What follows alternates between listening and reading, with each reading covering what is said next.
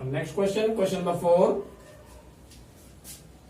Late x equals to 0.999। जैसे कि आप देख रहे हैं इसमें भी, इसमें रिपीटेशन हो रहा है 9 का, सिर्फ एक ही डिजिट इसमें भी रिपीट हो रही है। तो ये हो गया हमारी इक्वेशन फर्स्ट। मल्टीप्लाई किससे करेंगे? Multiply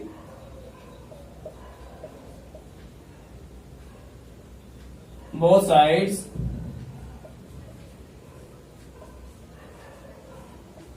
by 10। 10 से क्यों कर रहे हैं? क्योंकि यहां पे जो रिपीटेशन हो रहा है केवल एक ही डिजिट का हो रहा है, 9 का।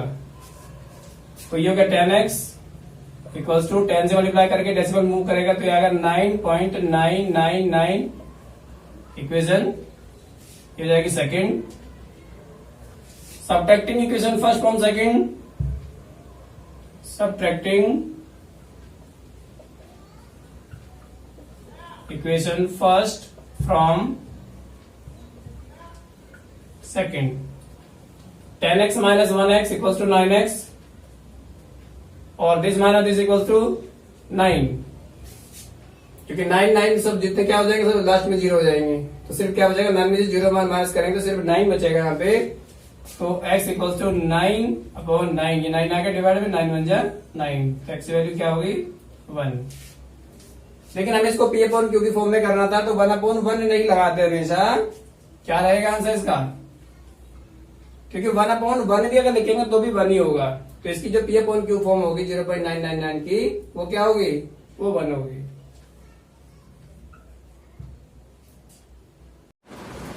चलिए अब आगे बढ़ते हैं क्वेश्चन नंबर 5 की ओर। और क्वेश्चन नंबर 5 में है कि what can be the maximum number of digits in the repeating block. इसका मतलब है कि अगर हम 1 को 17 से डिवाइड करते हैं तो डिवाइड करने पर हमारे जो नंबर ऑफ डिजिट्स हैं वो कितनी होंगी रिपीटेड ब्लॉक में। रिपीटेड ब्लॉक का मतलब होता है कि अगर आप 1 को 17 से डिवाइड करते हैं तो कहीं ना कहीं क्या होगा। अब जैसे मैंने 1 को 17 से डिवाइड किया, अगर 1 को 17 से एक्चुअल में डिवाइड करते हैं तो बहुत इतनी बड़ी डिवाइड हो जाती है। और वो कहां तक चलती है डिवाइड? उसमें ये डिजिट आ जाती है इतनी, और यहां तक आने के बाद में दोबारा से फिर जो है रिपीटेशन चालू हो जाता है। दोबारा से फिर आपका वही आएगा 5, यहाँ पे 5, फिर 8, 8, 2, इस तरीके से वो रिपीट होता चला जाएगा। तो ये क्या होगा? ये हो गया रिपीटिंग ब्लॉक। इसको बोलते हैं रिपीटिंग ब्लॉक। तो इसमें ये पूछा है कि what can be the maximum number of digits. इसमें मैक्सिमम नंबर ऑफ डिजिट्स कितनी है रिपीटेड ब्लॉक में? Maximum number of digits, the maximum number of digits in the quotient while computing are 15। अगर हम इनको काउंट करते हैं 1, 2, 3, 4, 5, 6, 7, 8, 9, 10, 11, 12, 13, 14 और 15, तो ये डिजिट्स नंबर ऑफ डिजिट्स कितनी होंगी? 15। तो यही हमें बताना है सिर्फ इसमें। और मैंने इसलिए करके नहीं दिखाया क्योंकि एग्जाम के पॉइंट ऑफ व्यू से अगर इसको देखें तो बहुत ज्यादा इंपॉर्टेंट नहीं है, इसलिए मैंने इसको डिवाइड करके नहीं दिखाया। और इसको डिवाइड करके देख सकते हैं तो इतनी मैक्सिमम नंबर ऑफ डिजिट आपको यही मिलेगी जो नंबर है 15। इसके बाद आता है क्वेश्चन नंबर हमारा 6।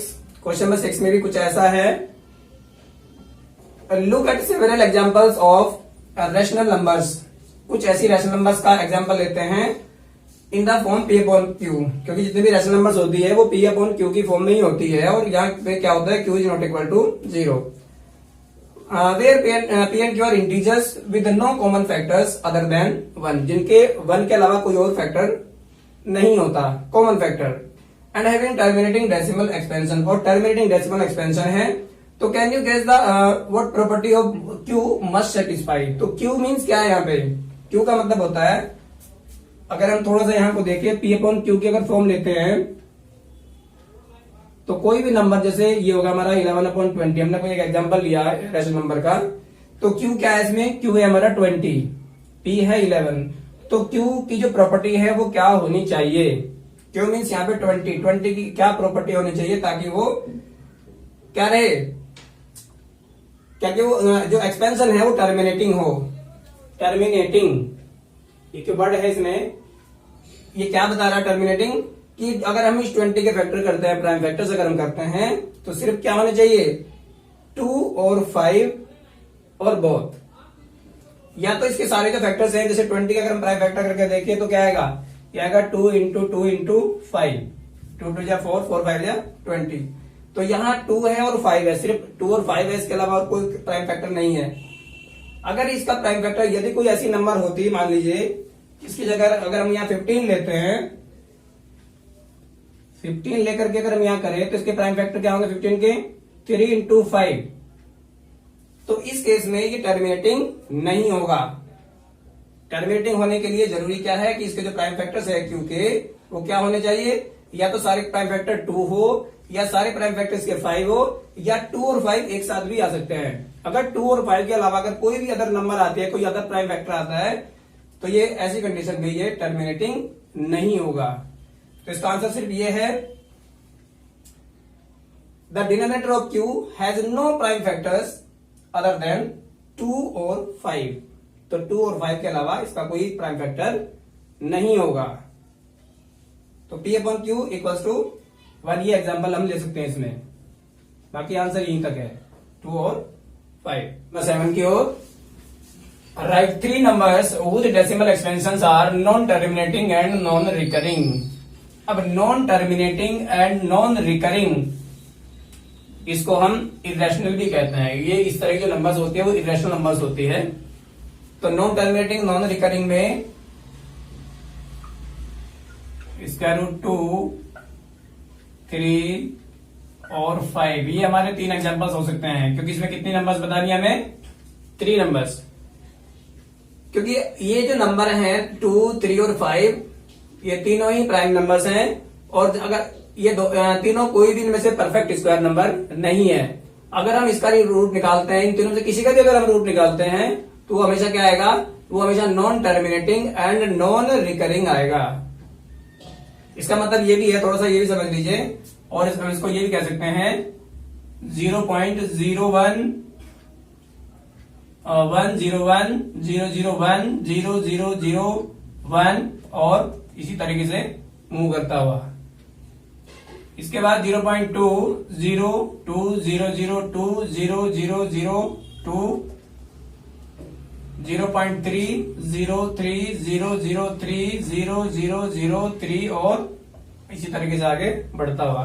तो ये तीनों नंबर्स हैं, ये तीनों नंबर्स भी नॉन टर्मिनेटिंग और नॉन रिकरिंग है, जिनको हम इरेशनल नंबर्स भी कह सकते हैं। अगर हम इनका रूट निकालते हैं तीनों में से किसी का भी, वो कुछ इस तरीके से ही आएगा।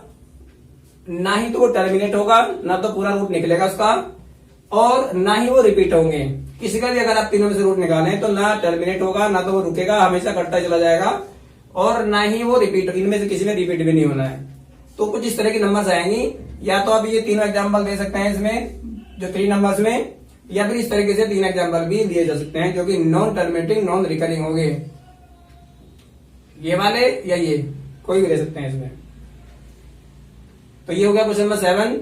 इसके बाद आता है question number 8, find 3 different irrational numbers between the rational numbers this and this. अब ये जो 2 नंबर हमारे पास में है, ये दोनों ही P अपॉन क्यू की फॉर्म में है, दोनों ही रेशनल नंबर्स है। लेकिन हमें जो इनके बीच में जो नंबर फाइंड आउट करनी है, कितनी करनी है, 3 करनी है। अलग अलग होनी चाहिए तीनों, और होनी चाहिए क्या, इरेशनल। 2 रेशनल नंबर के बीच में 3 इरेशनल नंबर हमें निकालनी है। तो उसके लिए क्या करना होगा, 5 को 7 से और 9 को 11 से डिवाइड कर लेंगे। अगर 5 को डिवाइड करते हैं पहले 7 से, तो 7 कम है, 0 पॉइंट लगा के यहाँ पे 0 आ जाएगी। 7 7 जा 49, 1 7 1 जा 7। बहुत ज्यादा निकालने की जरूरत नहीं है, डेसिमल के केवल यही क्या 2 प्लेस तक निकाल लेंगे, उसके बाद छोड़ देंगे इसको। इसी तरीके से 9 को आप डिवाइड करें 11 से, तो यहां भी 0 पॉइंट लग जाएगा। 11 8 जा 88, 2 बचता है, और 11 1 जा 11। तो सिर्फ इतना करने की जरूरत है, इससे ज्यादा करने की जरूरत नहीं है। अब हमें देखना क्या है कि 0.71 और 0.81, इन दोनों के बीच में ऐसी नंबर्स निकालनी है जो क्या हो, जो नॉन टर्मिनेटिंग और नॉन रिपीटिंग हो, या इसको इरेशनल भी हम कह सकते हैं। तो 0.71 से तो ग्रेटर होगी, तो 0.71 से ग्रेटर क्या हो जाएगा, तो सबसे पहली नंबर हो जाती है हमारी 0.72 02002 और डॉट लगा देंगे आगे। तो ये जो नंबर मैंने लिखी है वो 0.71 से ग्रेटर है, क्योंकि इसमें 0.72 आ गया, लेकिन इससे 0.81 से स्मॉलर है। और हमें नंबर कितनी बतानी है? 3। सेकंड नंबर क्या हो सकती है? सेकंड नंबर हो जाएगी 0.73030003 और इसी तरीके से ये वाली नंबर भी इससे ग्रेटर है, लेकिन इससे स्मॉल, इन दोनों के बीच में होनी चाहिए, इससे ग्रेटर होनी चाहिए और इससे स्मॉलर होनी चाहिए। एक नंबर और ले सकते हैं इसमें 0.740400400004 इस तरीके से, या 7 4 की जगह 5 या 6 कुछ भी ले सकते हैं, लेकिन ध्यान रखें कि इससे छोटी होनी चाहिए, इससे बड़ी नहीं होनी चाहिए और इससे ग्रेटर हो। तो इन दोनों के बीच में, इन दोनों रैशनल नंबर्स के बीच में ये जो 3 नंबर है हमारी, ये तीनों इरेशनल है। और वो इरेशनल क्यों है? क्योंकि ना ही तो ये टर्मिनेट हो रहा है, देखिए आगे बढ़ता जाएगा उसी तरीके से, और ना ही इसमें कुछ रिपीट हो रहा है। आपने यहां देखा होगा पहले 1 0 आ गई, फिर 2 0 आ गई, 3 0 आ गई, ऐसा ही तीनों में है। तो ना ही टर्मिनेट हो रहा है और ना ही इसमें कुछ रिपीटिशन हो रहा है, रिपीट भी नहीं हो रहा है। इसलिए तीनों नंबर क्या होंगी? डिफरेंट इरेशनल नंबर्स होंगी 5/7 और 9/11 के बीच में। तो ये होगा आपका आंसर। चलिए अब मूव करते हैं नेक्स्ट क्वेश्चन, क्वेश्चन नंबर 9 की ओर। Classify the following numbers as rational और इरेशनल। कुछ नंबर्स गिवन है हमें, तो उसको हमें क्लासिफाई करना है कि वो रैशनल है या इरेशनल है, और यहां हमें इन दोनों में डिफरेंस भी पता चल जाएगा। रैशनल में और इरेशनल में क्या अंतर है। जब हम क्लासिफाई करते हैं दो चीजों को, तो उनको क्लासिफाई करने से ये पता लग जाता है कि रैशनल और इरेशनल में डिफरेंस भी क्या है, ये भी पता लग जाएगा। तो सबसे पहला क्वेश्चन है √23। तो ये क्या होगा? ये रैशनल होगा या फिर इरेशनल होगा?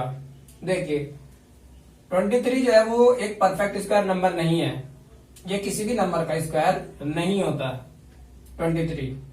इसलिए क्या होगा? ये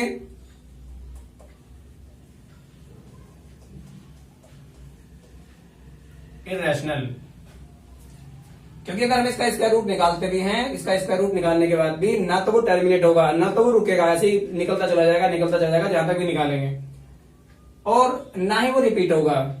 तो इस तरह की जो नंबर होती है, जो टर्मिनेटिंग, जो नॉन टर्मिनेटिंग और नॉन रिपीटिंग होती है, ना वो टर्मिनेट होती है ना वो रिपीट होती है, तो उस तरह की जो नंबर्स होती है वो सब इरेशनल नंबर्स होती है।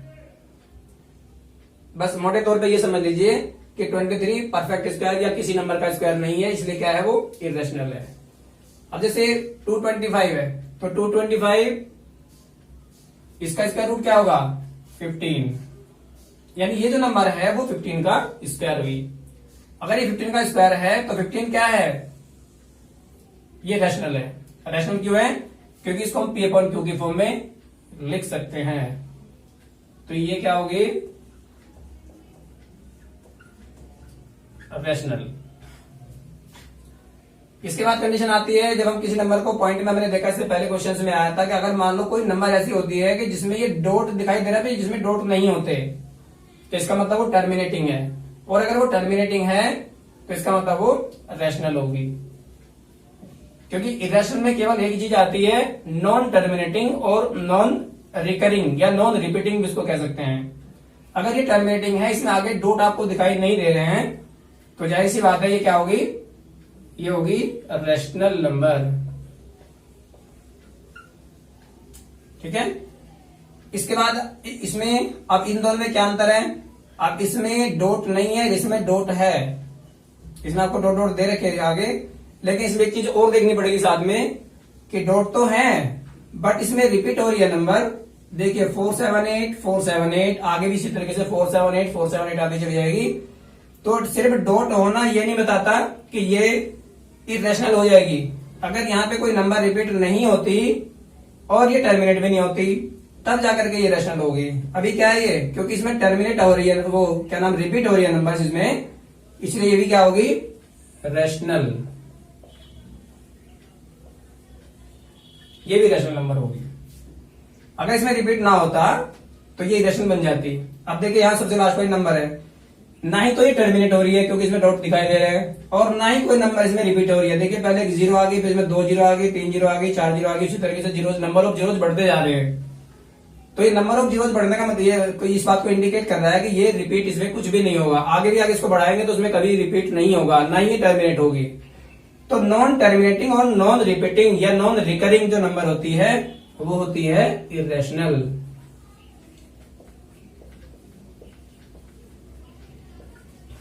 तो पहले वाली नंबर इरेशनल हुई और एक लास्ट वाली नंबर इरेशनल हुई। क्यों हुई? क्योंकि ये परफेक्ट स्क्वायर नहीं है, और जो ये वाली नंबर है वो नॉन टर्मिनेटिंग और नॉन रिपीटिंग नंबर है, इसलिए इरेशनल है। और जो तीनों नंबर है सेकंड, थर्ड, फोर्थ, ये तीनों ही रैशनल होगी। ये परफेक्ट स्क्वायर है इसलिए रैशनल है, ये टर्मिनेटिंग है इसलिए रैशनल है, ये नॉन टर्मिनेटिंग है बट रिपीटिंग है इसलिए रैशनल है। तो ये थी हमारी एक्सरसाइज 1.3 एक्सरसाइज कंप्लीट हो गई है। आगे की और जो वीडियो जाएंगी इनकी 1.4, 1.5, 1.6 तक इसमें है, तो उसको देखने के लिए हमारे चैनल पर हमारे साथ जुड़े रहे। आपका बहुत बहुत धन्यवाद।